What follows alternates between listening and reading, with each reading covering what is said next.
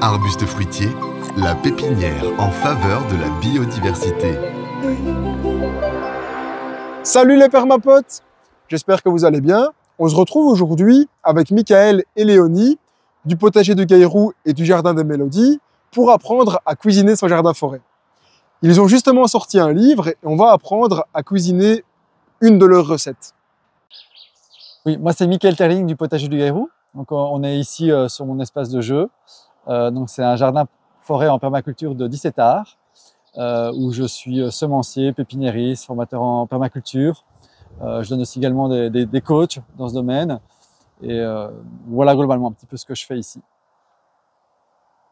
Moi, c'est Léonie du Jardin des Mélodies. Alors, le Jardin des Mélodies, à la base, ce sont des cours de piano, mais c'est aussi un jardin-forêt en construction, parce que c'est un tout nouveau projet.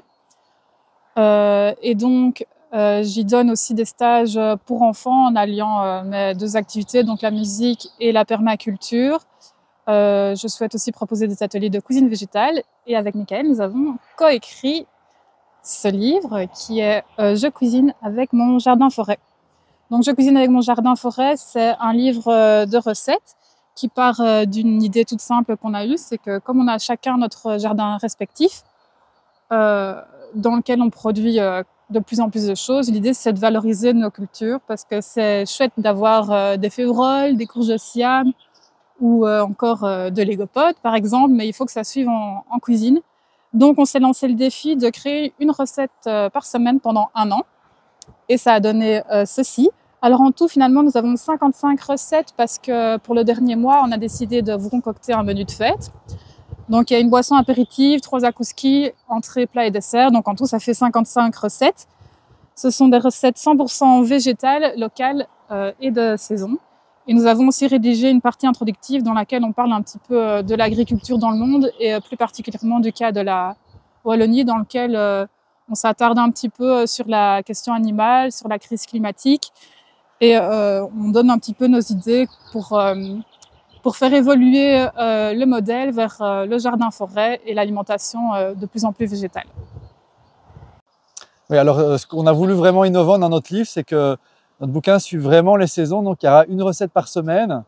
Et si vous voulez vraiment focaliser par rapport à cet aspect-là, cuisiner ce que vous avez dans votre jardin au bon moment, eh bien, il suffit de suivre chronologiquement les recettes. Alors vous voyez ici, c'est la première recette de l'année. Alors on a toujours 2 pages par recette. La partie de droite, bon, voilà, on a le listing de tout ce qu'il faut comme ingrédients notamment. Et puis la partie de gauche, ben, c'est plutôt tout ce qui concerne les cultures. Et les aspects plutôt récolte, mais aussi des aspects techniques sur comment les implanter, etc. Alors ici, on est sur une recette plutôt avec des légumes parfois rares. Et donc, le livre est organisé autour de 4 thèmes. Alors, la deuxième recette de l'année, c'est plutôt un laksa. Ici, on est plutôt sur une revisite.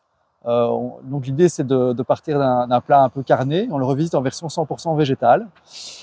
La troisième recette, là c'est plutôt une tartelette à la pomme, donc il y aura toujours une recette sur 4 qui sera sucrée, qui sera souvent un dessert. Hein. Et puis finalement, le 4e thème c'est autour des recettes qui sont plus basiques, qui sont plus faciles à mettre en œuvre, et qui peuvent donner des choses plus complexes, mais qui sont faciles à intégrer à une cuisine végétale. Donc pour que ce soit bien clair, donc finalement les 4 thèmes vont se répéter tout le long du livre. Et donc une recette sur 4, ça va être une recette d'une revisite. Il y aura un légume rare, une recette sucrée et un basique. Et donc voilà, vous aurez un petit peu plein de possibilités différentes pour étoffer votre cuisine végétale. Donc maintenant on est à la semaine 14. Et il y a un légume qui pousse en abondance un peu dans tous les jardins, c'est l'égopode. Donc on va vous montrer un petit peu ce qu'il en est sur le terrain et vous verrez, c'est très facile à cuisiner. Donc on vous propose d'aller faire la récolte de l'égopode et un peu découvrir son emplacement, voir finalement son habitat naturel. Alors ici on est justement devant la zone où j'en ai le plus dans tout le jardin. Et donc, c'est une zone qui est historiquement envahie par l'égopode. J'en avais un petit peu au départ, mais au bout d'un moment, c'est vrai que j'implante dans la zone énormément de vivaces et je m'amuse plus à désherber comme sur des planches d'annuelles. Et j'accepte aussi sa présence en fait. Au début, c'est vrai que j'avais tendance à être un peu maniaque et à tout retirer, mais j'en suis jamais arrivé au bout. Hein. Donc au bout d'un moment, j'ai accepté de l'avoir sur place. Et au départ, je ne le consommais pas. Puis c'est vrai que j'ai découvert que c'était une plante comestible, médicinale aussi. Donc c'est une plante avec des vertus diurétiques, digestives, carminatives. Donc ça aide à la digestion. C'est une plante de détoxification, donc c'est quand même intéressant de consommer beaucoup d'égopodes maintenant, parce que ça va aider un peu à purger les toxines de l'hiver. Et donc finalement, en l'ayant goûté cru, ben, c'est déjà bon. Hein. Oui, l'égopode pousse aussi dans les lisières en général de forêt. Ici, bon, c'est un jardin-forêt, mais encore jeune. Quoique, dans cette zone-ci, il y a quand même pas mal d'arbres qui font de l'ombre et qui permet à l'égopode d'être un peu plus présent par rapport au reste du jardin. Il a tendance à pousser dans les milieux plus humides. Ben, il y a plus d'ombre, donc il y a plus d'humidité dans cette zone-ci, même si c'est légèrement il y a un léger faux plat. Ce que je veux dire aussi, c'est que c'est une plante qui indique souvent, quand elle est présente en très grosse quantité, qu'il y a un excès d'humidité dans la zone. Et peut-être qu'elle aurait tendance à pousser aussi dans le sol un peu plus calcaire, avec un pH un petit peu plus calcaire. Ici, c'est un pH neutre, donc c'est pas systématique. Et pour avoir discuté avec beaucoup de personnes, c'est une plante qu'on retrouve quasi dans tous les jardins en fait. Donc c'est quand même dommage de se dire on a quelque chose de comestible qui pousse bien maintenant alors qu'on n'a pas tellement de légumes disponibles. Il faudrait la valoriser. Alors ce qui est intéressant aussi d'observer, c'est que on pourrait dire comment faire pour la reconnaître. Eh bien, elle a plusieurs folioles. Elle a aussi une tige triangulaire, à section triangulaire. Ça se verra pas parce que j'ai pas de couteau, mais si je la coupe avec un couteau, on verrait que ce serait une section triangulaire.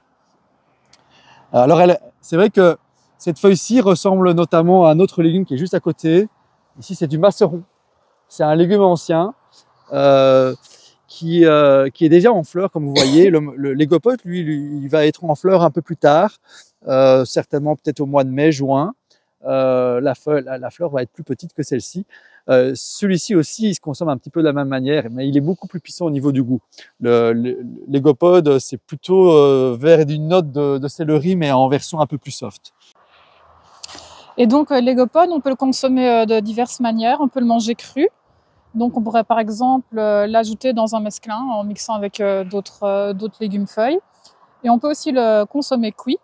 Donc aujourd'hui, on va tester les deux façons. En fait, on va faire la recette de la semaine 14, qui est une quiche à l'égopode. Donc là, on va le cuire pour l'ajouter à notre quiche. Et on va aussi accompagner notre quiche d'un petit mesclin. Et donc là, on va pouvoir consommer les feuilles crues. Alors, c'est un légume qui a un goût léger de céleri, même si c'est quand même beaucoup moins fort. Voilà, il est un petit peu surprenant vu que généralement on n'est pas habitué à le manger, vu qu'on a tendance à le considérer comme une mauvaise herbe. Mais en fait, dans le jardin-forêt, les mauvaises herbes, ça n'existe plus du coup. Je pense que ce qui est sympa aussi pour accompagner la quiche, c'est de se balader et d'un petit peu observer qu'il y a quand même pas mal de plantes sauvages. Exemple, le lamier pourpre qui est ici, qui est aussi comestible, qui est aussi visuellement assez joli dans une salade composée. Bon, bien sûr, il y a le pourpier d'hiver, et ici, on est vraiment autour de certaines taches qui se développent un peu partout. Je pourrais un peu plus désherber, le retirer, mais ça me fait du légume gratos, en fait, qui se mixe à des légumes vivaces ou d'autres plantes, genre ici, il y a du rosin-damas juste à côté, il y a aussi de l'herbe à Robert. Alors, l'herbe à Robert est également comestible. Bon, il y a aussi de la mélisse. On va prendre quelques feuilles de mélisse, pourquoi pas. Pas en prendre de trop peut-être, mais il y a aussi, vous voyez, on va à côté, ben, pourquoi pas prendre ici, c'est du thym sauvage, du serpolet. Voilà, juste en quelques mètres carrés, ben, il y a quelques plantes déjà qu'on pourrait récolter pour ce mesclin. Et si on va un peu plus loin, ben, il y en a certainement une trentaine à cette période-ci sans aucun problème. Je parle même uniquement des sauvages. Hein. Alors voilà, oui, c'est des poireaux d'hiver. On peut encore en récolter cette période-ci, mais il ne faudra pas traîner parce qu'ils vont vite monter à graines. Donc il m'en reste encore quelques-uns. Bien, c'est l'occasion de les récolter pour l'ingrédient, mais c'est quand même un légume de saison. On en trouve beaucoup à cette période-ci. Ok, donc maintenant on va vous présenter la recette. Donc pour la quiche, on peut utiliser soit une pâte maison, soit une pâte du commerce. Nous ici on l'a fait maison. Donc au niveau des ingrédients, par tarte, il y a 240 g de farine. Nous on a choisi de l'épeautre. Une cuillère à café de sel. 75 g d'huile végétale. Nous on a fait un mix huile d'olive et huile de colza. Et 100 g d'eau. On mélange simplement, on forme une boule, puis on étale dans notre moule où il est au préalable. Ensuite, on va s'occuper de nos légumes. Donc ici, il y aura de l'égopode et du poireau. Donc en fait, il faut tout simplement les laver et puis les émincer. Et ensuite, on va le faire revenir à la poêle. Et ensuite, on va préparer l'appareil. Donc l'appareil, il est à base de courge. Pour cette fois, on a utilisé de la courge butternut, donc, comme celle-ci. Des lentilles. Pour cette fois-ci, on utilise des lentilles corail. Et du tofu soyeux que je vais sortir du frigo. Ouais, alors pour les lentilles corail, il y a plusieurs espèces de lentilles. Nous, on a déjà pas mal de résultats avec les lentilles noires. Il faudra encore tester les autres espèces pour voir un peu ce que ça donne. C'est pas non plus les cultures les plus productives, donc il faut quand même le savoir. Par contre, on trouve ce type d'ingrédients partout. Donc ça coûte pas cher, etc. Donc c'est facilement aussi cuisinable. Ça complète les céréales. Donc c'est une culture qui semble quand même indispensable, je trouve, si on végétalise notre alimentation. Alors pour réaliser la purée de courge, c'est très simple. Donc comme je disais, nous on a pris de la courge butternut, mais ça marche avec du potiron, du potimarron, ça pourrait marcher éventuellement avec de la courgette. Enfin, il faut voir en fonction des saisons et surtout ce que vous avez disponible. Alors ce qu'on a fait, c'est tout simplement, on découpe en cubes notre courge, on retire les graines bien évidemment. Celle-ci, on peut garder la peau. Et là, on fait cuire ça dans une casserole avec un petit fond d'eau pour éviter que ça accroche. On fait cuire ça lentement à feu moyen jusqu'à ce que ce soit tendre. Et une fois que c'est tendre, on passe un coup de mixeur plongeant et c'est tout. Alors évidemment, avec une courge entière, on va avoir beaucoup de trop pour la recette d'aujourd'hui. Donc l'astuce, c'est qu'on peut en faire 3 recettes différentes. Une fois qu'on a fait toute la purée, on peut récupérer une partie pour faire de la soupe. Ça, c'est très facile, vous savez comment faire. Et on pourrait aussi récupérer une partie qu'on pourrait mixer avec des graines de tournesol.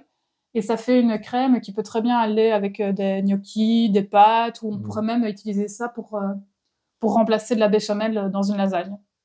Voilà, donc ça c'est une petite astuce. Et pour notre appareil, donc on va simplement mixer cette purée de courge, les lentilles qu'on a fait tremper et qu'on va rincer avant. On va les égoutter et les rincer, c'est très important pour que ce soit digeste. Et on va ajouter le tofu soyeux. On va simplement mixer ça avec un peu de sel, du poivre. Et nous, cette fois-ci, on va ajouter des épices. Et là, de nouveau, c'est vraiment selon les goûts.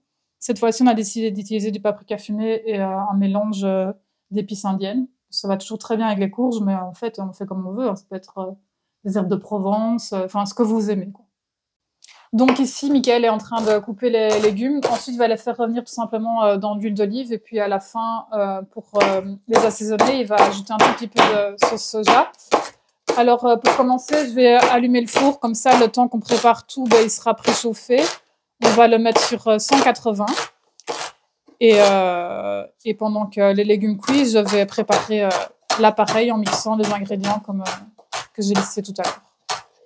Et donc, au niveau de la quantité, bon, c'est un peu approximatif, hein, mais on a un peu estimé qu'il fallait 5 poignées d'égopodes, une poignée un peu, c'est un peu ça l'équivalent, vous voyez.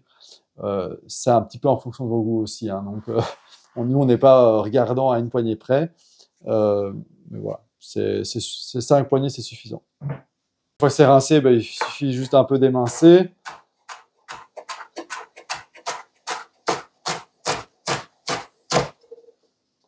Voilà, donc on va un petit peu refaire revenir le poireau et l'égopode à la poêle. Bon, ici on a un wok, prenez ce que vous avez chez vous, hein. Ça peut être à feu moyen, voire à feu vif si vous êtes à côté.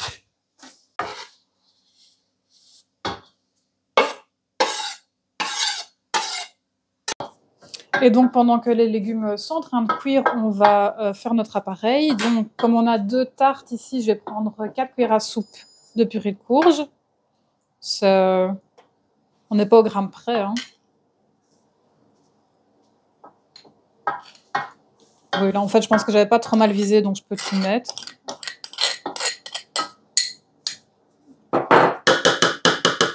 On va mettre 300 g de tofu soyeux.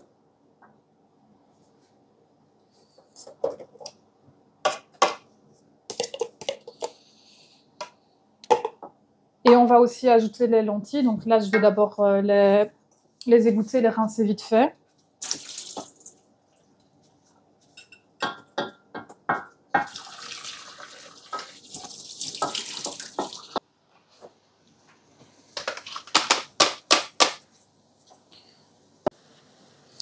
Donc j'ajoute les épices.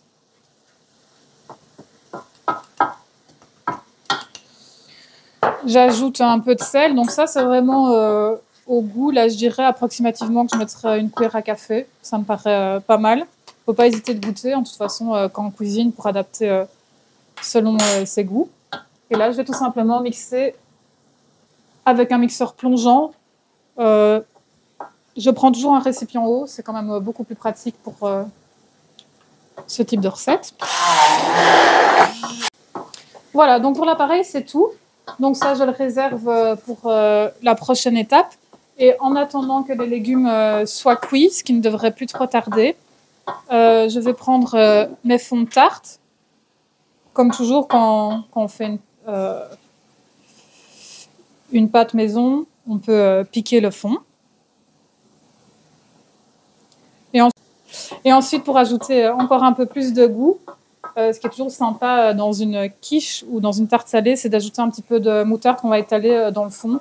Alors plus ou moins généreusement selon vos goûts, si vous aimez, si ça pique un petit peu ou pas. Alors la moutarde, si vous êtes intéressé d'en faire vous-même, il y a aussi une petite recette dans le livre. Donc n'hésitez pas à aller faire un petit tour. Donc on rajoute un petit peu en fin de cuisson du soja, hein. C'est vrai que ça va donner du goût. Voilà, donc c'est prêt. On peut placer les légumes qui ont été cuits dans les 2 fonds de tarte. De quiche. Peut-être un peu plus par là. Ouais, je crois que c'est pas mal. Ensuite, on prend l'appareil et on verse tout dessus.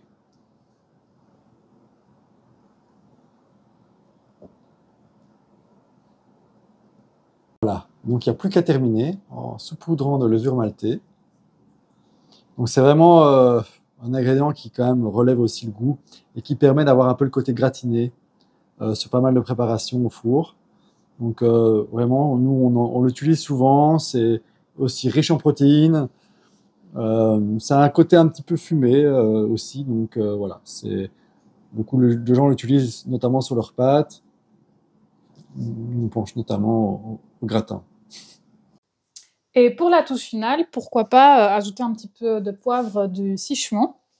Ici, au potager du Gaïrou, Michael a un bel arbre qui donne déjà bien. Ça a vraiment un parfum incroyable. Donc ça, je veux juste en mettre un petit peu au-dessus.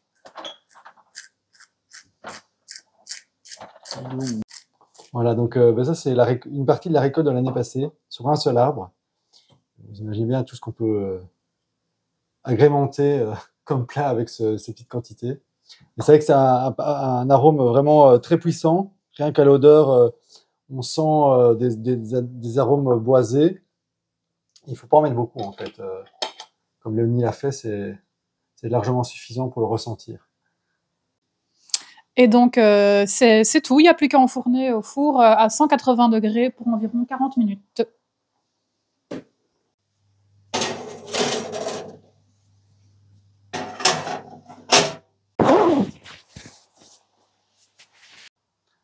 Alors, on vous propose de faire la dégustation avec un petit sheong.